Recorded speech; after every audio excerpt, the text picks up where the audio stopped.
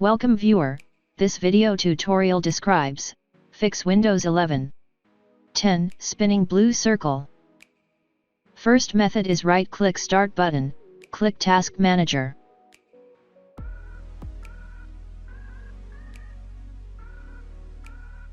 Restart Windows Explorer.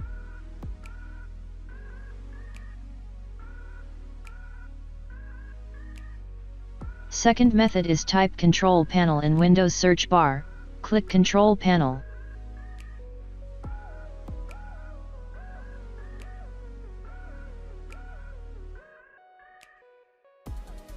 Click Pointers tab, select Normal Select, click Browse.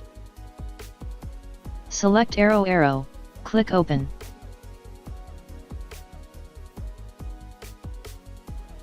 I hope this tutorial helps to you. Please like, share and don't forget to subscribe our channel. Thank you very much. See you next video.